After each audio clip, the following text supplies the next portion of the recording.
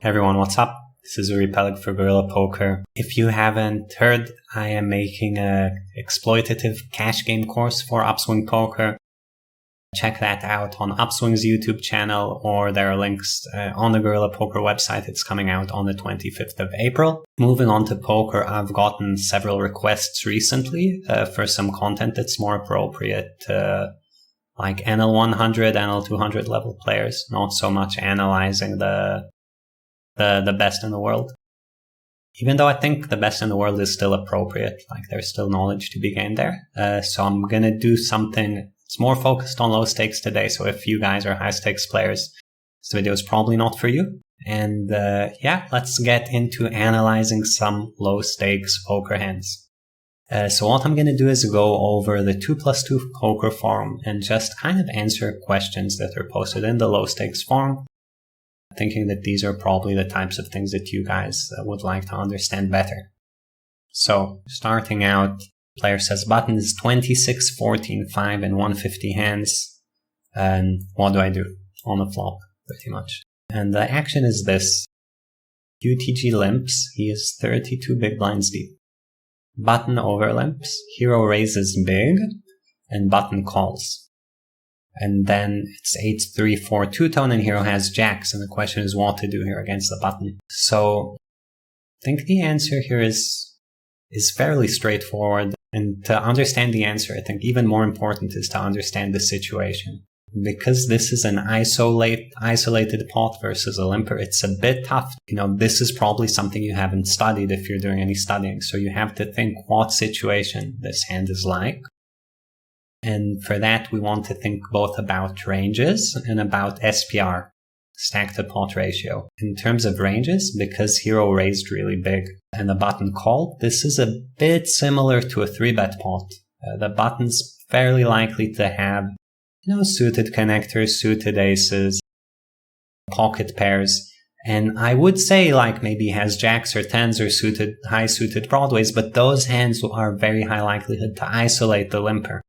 So we're talking about a 3-bet pot, but maybe more like a squeezed pot where this guy overcalled pre-flop and then overcalled the squeeze. So his range is a bit lower down than a regular 3-bet pot, which is, not the best for you when there are 3 low cards. But it is what it is. But that's in terms of range. In terms of SPR, we're talking about like a 3-bet pot. Again, generally a 3-bet here would have been to 11 big blinds. So this is like a 3-bet pot, but you're 160 deep or so, or 140 deep.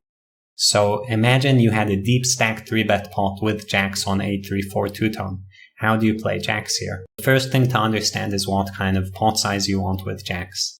And were this a regular 3-bet pot, you just want to stack off, and you could either go bet, bet, bet, you could big bet and shove a turn, you could check raise flop and shove a turn, like all the options are on the table that get your stack in as quickly as possible.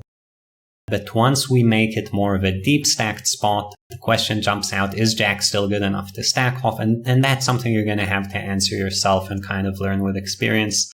If you ask me, it probably is, but it's fairly borderline. It's fairly borderline. If we think it probably is, then again, the answer to the hand is clear. Your opponent stabs, check raise and barrel off. Pretty much, and kind of close your eyes and force him to defend enough. If you think it kind of isn't, then the answer is also clear, that jacks should play more pot control. And again, there are multiple ways to do that. You could check raise flop, check turn. You could check call flop and check again. You could bet flop and then not barrel through. So maybe bet flop, bet turn, check river, bet flop, check turn. All of these are optional lines. But the main thing is understanding kind of how to translate the situation. What kind of pot size does jacks want? Obviously, jacks wants to build a pot quicker than a hand like aces. But once you have those things down, you kind of navigate the game tree in whichever way you want. It's not super important. And here, the button being 26, 14, 5 and 150 hands is irrelevant information. There are... It's statistics. There's a decent chance this is a sample size thing, and over 600 hands he'd just be 26, 21, 10. Maybe he would be 26, 10, 5. Who knows? So I wouldn't read too much into this. I do think that the limp behind range is a bit heavy in low pocket pairs, so I'm a bit scared. And personally, the way I imagine the range is being tilted, I would play the more pot control line in this specific situation. Being said, hand continues. Hero went for the check raise. Not sure it was big enough. I will say, it's alright. The size is okay. You might go a bit bigger, but it's alright. Turn gets the 5 of diamonds. Flush comes in. He has jacks, no diamond. And again, we want to understand, board changed. If the turn had been a queen and you check raised, who cares? Your opponent's not often having a queen. But when it's the 5 of diamonds, that's pretty bad for your check raising range and for your hand. So naturally you want to check.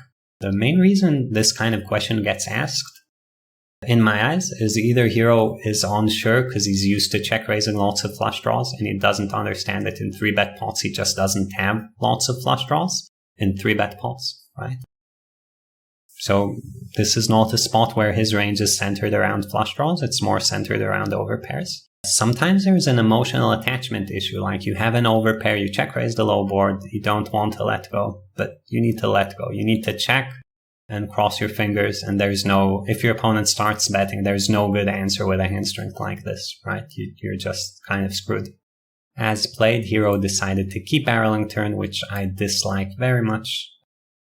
At least he didn't go big, he got called, he got a brick river, time to check again, nothing's changed. And that's the end of the first hand. Hopefully you guys learn a bit about how to think through hands from this, right? It's centered around understanding, kind of having a plan, and then once you have the plan, navigating the hand gets easier. Okay, so standard fun player stats on villain. Already a misplay. There are no standard fun player stats. There's a guy who plays 80-10, there's a guy who plays 40-30, there are lots of different guys.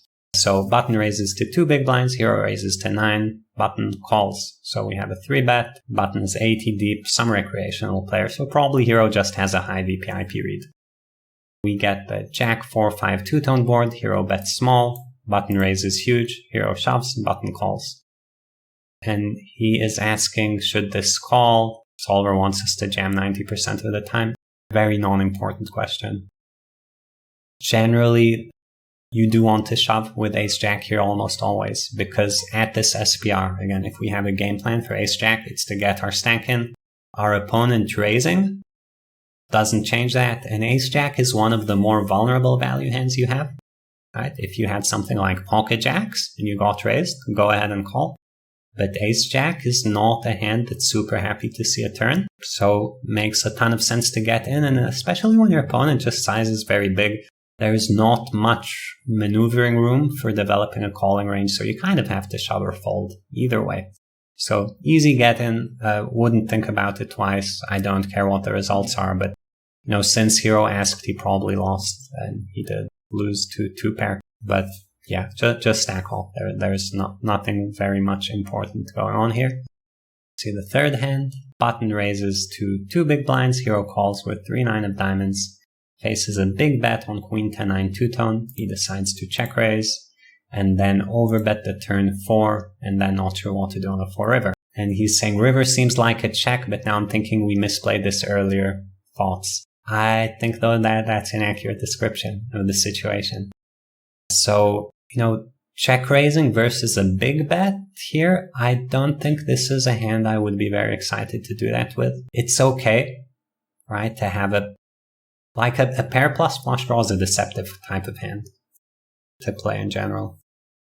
Because it has good equity against everything, but it doesn't have crushing equity against anything. So it's kind of like a good draw, and good draws are hands you like to check raise. But then it has showdown value, and draws with showdown value are actually hands that you often check call. So this is a type of hand that's definitely deceptive to play. And you always have to think when you check raise, is your opponent, like a nice thing with check raising 9-3 of diamonds on queen 10-9 and barreling turn, is your opponent might call you with, or certainly would call you with ace high diamonds and king high diamonds, which you're way ahead of, and he'd call you with ace jack, which you're way ahead of. But then he might fold a hand like And here's the tough part. So you'd want him to fold some hands that are ahead of you. And on queen 10-9, have your opponent bet small, sure, maybe he's betting with a 10 or a weak queen and he'll fold at some point. But because he c-bet kind of big, those hands are a lot less likely. And then 9-3 of diamonds, I don't feel like accomplishes very much by raising. Like you are, it's a high equity bluff. That when I have this pair plus flush draw type hand, I want to get better hands to fold at some point, and I'm not sure enough that that's actually happening here. So I would not have check raised flop. I would not have barrel turn with this hand. I'd be looking to do it with different hands. Like had I check raised, I'd check the turn, but I wouldn't have check raised. As played, getting to the river, you just have to check. Like there is zero question about checking or not checking the river because all the draws bricked and you have a pair. Check and hope. Sometimes your opponent's going to check back ace-jack or ace-high diamonds. You check, you win some percent of the 90 big blind pot and bluff with your busted draws. The 9 blocker is not very relevant. Okay, so hope you guys enjoyed the shorthand analysis of this video. Again, I'm never sure who the YouTube audience is. I know there are some high-stakes players watching. I know there are some low-stakes players watching. So this is more basic level strategy. Like and subscribe to the channel. Comment on the video. Let me know. I'm happy to do more of these. Check out, we have every Friday a video by me released on Upswing Poker for the next few weeks until the course comes out. So check those out. And yeah, see you guys next time.